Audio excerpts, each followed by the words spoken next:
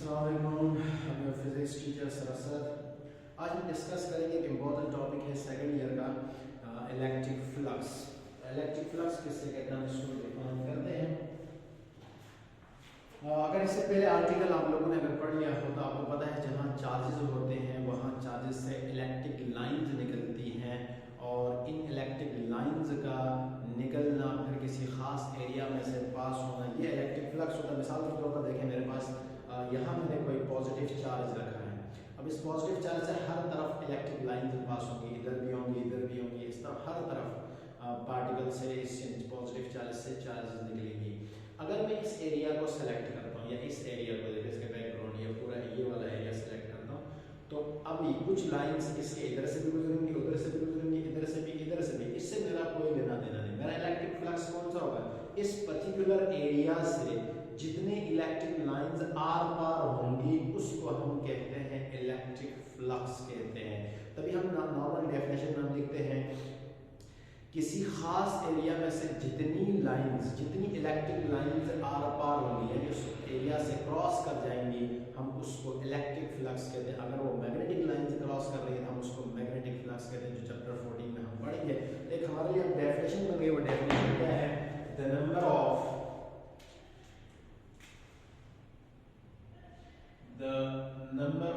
electric lines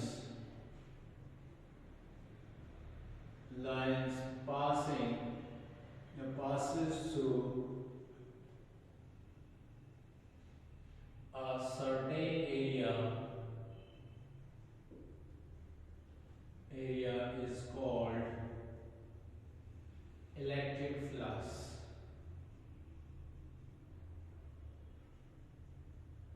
ये इसकी definition हो गई। The number of electric lines passing through a certain area is called electric flux. Flux एक scalar function है, तो हम इसको लिख सकते हैं it is a scalar quantity. This is scalar quantity. इसको it is denoted by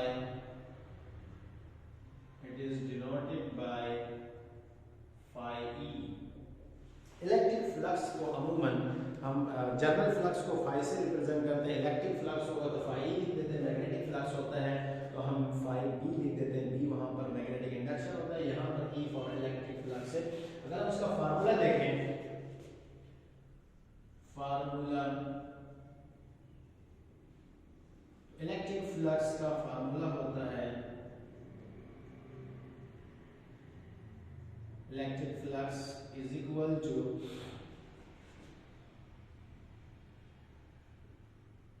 electric intensity dot vector area. Area एक स्केलर फंक्शन है, वेक्टर एरिया हम इसलिए कहते हैं क्योंकि हमारे पास बहुत सारे एरियाज थे, लेकिन उन तमाम एरिया को हमने इग्नोर करके सिर्फ हमने एक पर्टिकुलर एरिया कंसीडर किया था। उस बुनियाद पर हम उसको वेक्टर एरिया कहेंगे। अगर मैं उसके सिंबल्स लिख दूं तो इलेक्ट्रिक फ्लक्स को हम लिखते हैं फाई ई से, इलेक्ट्रिक फील्ड इंटेंसिटी हम पढ़ चुके हैं ई से, डॉट, और वेक्टर एरिया हमारे पास ये हो गई ये। अगर इस इक्वेशन 1 को देखें, इस इक्वेशन 1 के रिस्पेक्ट से भी हम फ्लक्स को मैथमेटिकली डिफाइन कर सकते हैं। The dot product of electric field intensity and vector area is called electric field intensity. Again, the dot product of electric field intensity and vector area is called electric field intensity. तो अब आपको पता है dot product के हवाले से first year में आपने पढ़ा होगा कि जब भी हम डॉट प्रोडक्ट प्रॉपर्टी को खत्म करते हैं तो वहां पर ट्रिग्नोमेट्रिक फंक्शन cos थीटा आता है, तो e a cos थीटा, इसको हम इक्वेशन नंबर 2 देते हैं। अगर एग्जाम में क्वेश्चन इस तरह है, define electric flux and discuss it's factors, तो बेटा आप देखें स्टूडेंट्स, अगर आप यहाँ देखेंगे तो flux depends on 3 functions. Number 1 electric field intensity, number 2 vector area, number 3 angle पे डिपेंड करेगा। तो मतलब ये दीज आर द फैक्टर्स। इसका मतलब ये हो गया फ्लक्स 3 चीजों पे डिपेंड कर रहा है। Flux is directly proportional to electric intensity, flux is directly proportional to vector area, flux is directly proportional to cos theta। Theta, ये इसके फैक्टर्स हैं। अगर हम चाहे तो लिख सकते हैं फैक्टर्स। फ्लक्स के 3 फैक्टर हो गए, मतलब flux is directly proportional to E के। Number 2, flux is directly proportional to vector area. Number 3 हमारे पास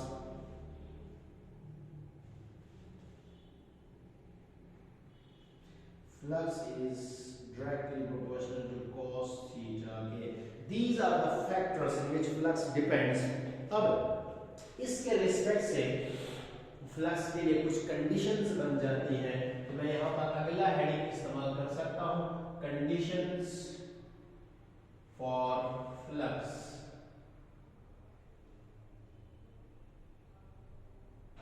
अब कंडीशन है 3 तरह की कंडीशंस होती है। नंबर 1, पहली condition maximum flux. Maximum flux, लेकिन फ्लक्स मैक्सिमम कब हो सकता है? अभी अभी मैंने आपको बताया है, मिसाल के तौर पर मेरा एरिया ये वाला एरिया है, अब इसकी डायरेक्शन देखो उस तरफ है और मैं यहाँ कोई चार्ज रखूंगा तो यहाँ से इलेक्ट्रिक लाइंस यहाँ से होते हुए उस तरफ पार करेंगी, जो उस एरिया के साथ इलेक्ट्रिक लाइंस की डायरेक्शन क्या होगी? पैरेलल होगी। तो इसका मतलब ये हो गया, अगर वेक्टर एरिया और इलेक्ट्रिक लाइंस एक दूसरे के पैरेलल होंगे तो उस वक्त चांसेस ऐसे होंगे मैक्सिमम इलेक्ट्रिक लाइंस इस पर्टिकुलर एरिया से आर पार होंगी। तो इससे क्या प्रूव हो गया? अगर हम उसको एक डायग्राम में भी शो कर सकते हैं, मिसाल के तौर पर ये मेरे पास कोई एरिया है,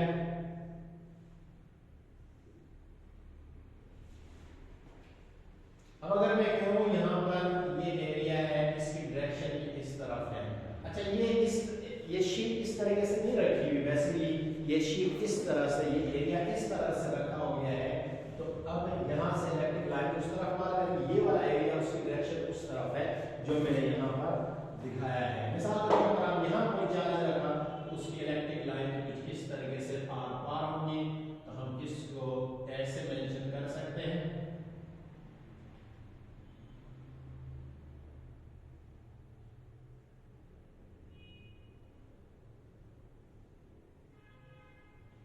इस तरीके से हम इलेक्ट्रिक लाइंस को शो कर सकते हैं और यही इलेक्ट्रिक लाइन इस रीजन से आर पार हो रही है। अगर आप नीचे से बॉटम से कोई इलेक्ट्रिक लाइन पास हो, टॉप से कोई इलेक्ट्रिक लाइन पास हो, तो वो हमारा इलेक्ट्रिक फ्लक्स नहीं होगा। हमारा इलेक्ट्रिक फ्लक्स कौन सा होगा? जो इस पर्टिकुलर एरिया से जितनी number of electric lines passes हो रही है, ये this is our electric flux. और अगर हम देखें तो यहाँ पर ई की डायरेक्शन भी इस तरफ है। अब मैक्सिमम फ्लक्स कब होगा? मैक्सिमम फ्लक्स तब होगा जब ई और ए, एरिया और इलेक्ट्रिक फील्ड लाइन एक दूसरे के पैरेलल होंगे। स्टूडेंट्स, आप लोगों ने बचपन से पढ़ा होगा मैथमेटिक्स में, अगर दो क्वांटिटीज पैरेलल होंगी with in same direction, theta would be 0 degree. इसका मतलब है मैंने इस पर्टिकुलर एरिया को सेलेक्ट किया हुआ, इससे जिसकी डायरेक्शन उस तरफ है, यहाँ चार्ज रखूंगा तो उसकी डायरेक्शन, ये लाइन इलेक्ट्रिक से पास हो वो भी उस तरफ जाएंगे। इसका मतलब एरिया भी उस तरफ है और एरिया की डायरेक्शन भी उस तरफ है, इलेक्ट्रिक फील्ड लाइंस की डायरेक्शन भी उस तरफ है। Both quantities are parallel in same direction, so theta would be 0 degree. इसका मतलब यहाँ थीटा होगा 0 डिग्री। तो अब हम यहाँ पर इसकी डेफिनेशन लिख सकते हैं, if electric field intensity and vector area are parallel to each other,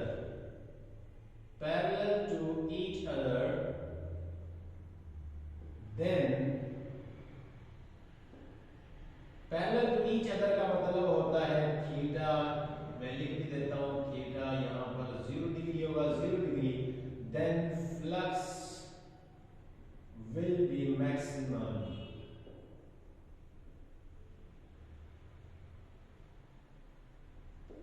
अगर वेक्टर एरिया और इलेक्ट्रिक फील्ड एक दूसरे के पैरेलल होंगे तो उस वक्त फ्लक्स मैक्सिमम होगा। उसी कंडीशन को हम रखते हैं, equation number 4, theta is equal to 0 degree in equation 1।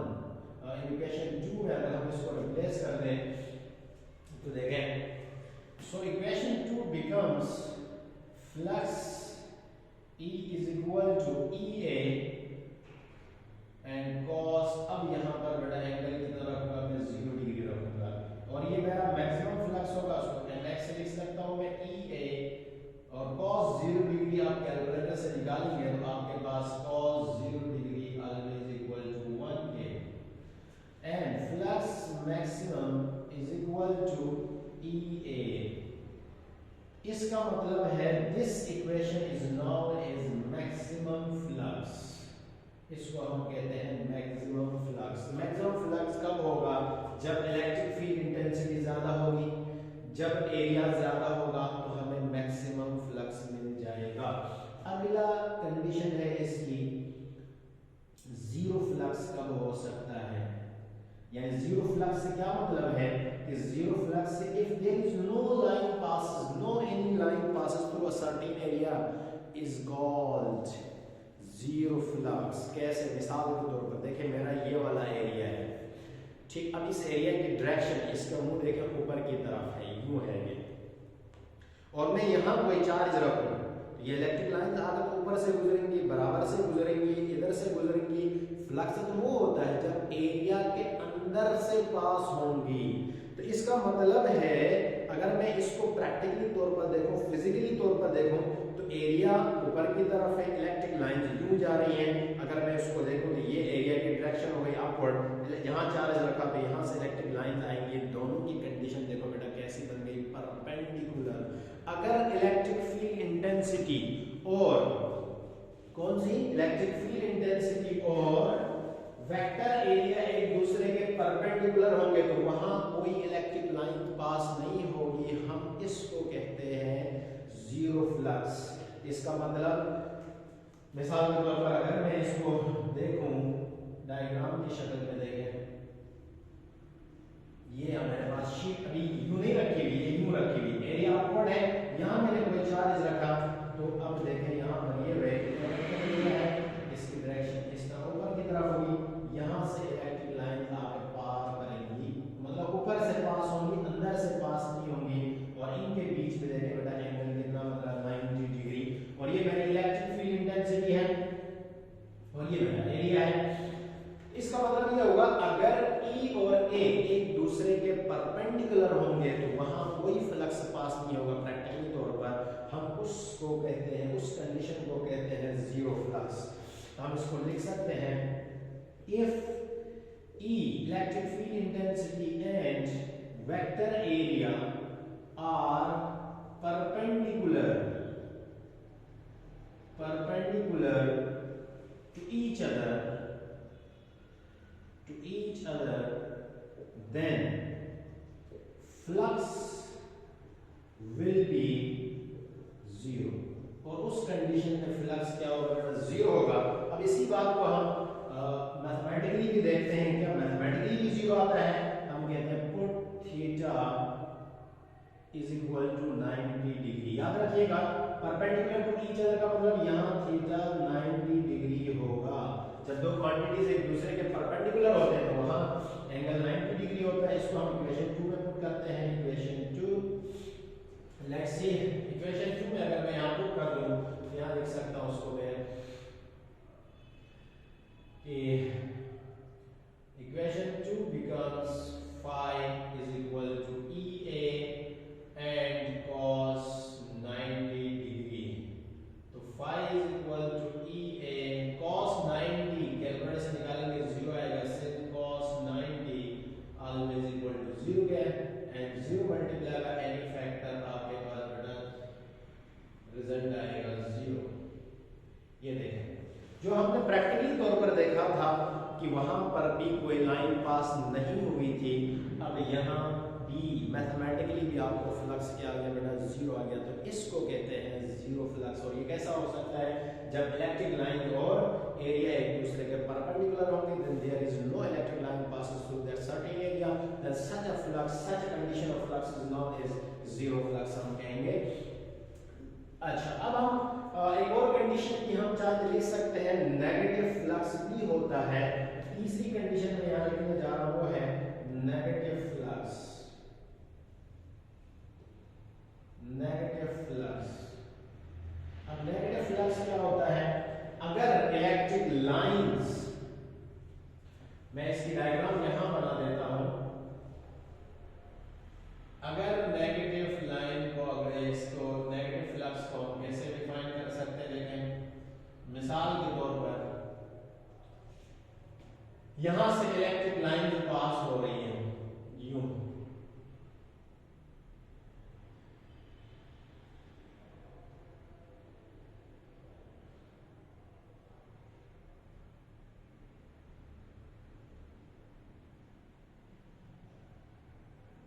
ये अब मैं मिसाल आपको दे रहा हूं, मैंने चार्ज यहां रखा है, मैंने चार्ज यहां रखा है, मैं इस एरिया को सपोज करता हूं, इसकी डायरेक्शन, इस सरफेस की डायरेक्शन उस तरफ है, चार्ज यहां रखा है, इलेक्ट्रिक लाइन उस तरफ जाएंगे, बट फ्लक्स तो मिल रहा है, लेकिन अभी डायरेक्शन अपोजिट है, इस एरिया की डायरेक्शन, पहले मैंने मैक्सिमम फ्लक्स में इस सरफेस को कंसीडर किया था जिसकी डायरेक्शन उस तरफ थी, अब मैंने इसको देखा इसकी डायरेक्शन उस तरफ है, चार्ज यहां रखा है, इलेक्ट्रिक लाइन उस तरफ जा रही है, तो फ्लक्स तो मिल रहा है मुझे, इस एरिया से पास तो हो रही है, लेकिन इस तरह का जो फ्लक्स होता है उसको कहते हैं नेगेटिव फ्लक्स।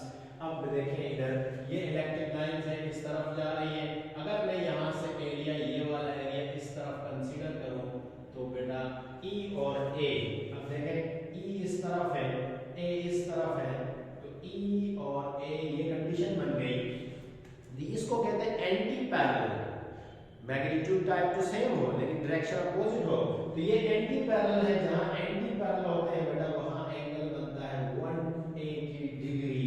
तो हम इसकी डेफिनेशन इस तरह लिख सकते हैं, देखिए if E and A are parallel की जगह क्या लिखोगे बेटा, anti parallel to each other, then करके थीटा उस वक्त 0 डिग्री नहीं होगा, 180 डिग्री होगा, then flux will be maximum की जगह क्या करोगे, नेगेटिव करोगे। तो अब हम यहां लिख सकते हैं इसको भी, if E and A are anti-parallel to each other, anti-parallel to each other, जब एंटी पैरेलल होते हैं तो थीटा होता है 180 degree, then flux will be negative, flux होगा लेकिन वो फ्लक्स नेगेटिव होगा, क्या यही बात मैथमेटिकली भी नेगेटिव होती है, let's see, put theta is equal to 180 degree in equation 2, phi is equal to EA cos 180 degree, तो phi is equal to EA cos 180 होता है बेटा -1 के, phi is equal to minus से मल्टीप्लाई करोगे तो -e, यहां पर -EA का मतलब फ्लक्स तो मिल रहा है, देखिए फ्लक्स तो मुझे मिल रहा है, तो वही मैक्सिमम पे ना हो, माइनस का मतलब है इस वक्त E और A की डायरेक्शन अपोजिट है, तो इस तरह का जो फ्लक्स होता है हम उसको कहते हैं नेगेटिव फ्लक्स कहते हैं। So these are the conditions of flux, there are 3 conditions of flux, maximum flux, zero flux and negative flux. आखिरी इसका जो हिस्सा रह गया है वो मैं आपको निकालने जा रहा हूं, वो है यूनिट है इसकी। अगर मैं इसको यूनिट में यहां हेडिंग डाल देता हूं, यूनिट के लिए मैं काम कर रहा हूं, यूनिट ऑफ फ्लक्स,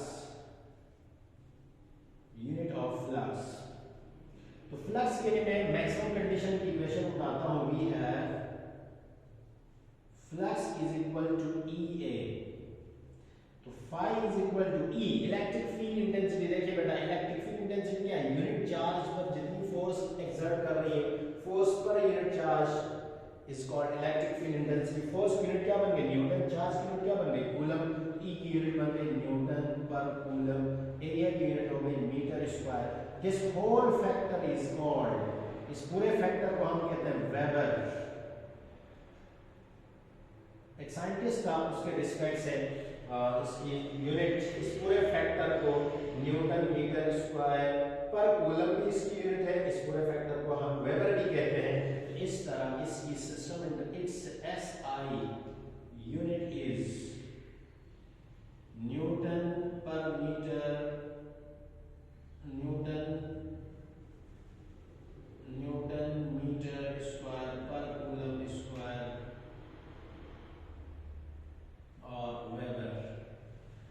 तरीके से हम इसको कंप्लीट, हमने फ्लक्स पूरा कंप्लीट हो गया। तो इंशाल्लाह नेक्स्ट क्लास तक, अल्लाह हाफिज़, नेक्स्ट क्लास में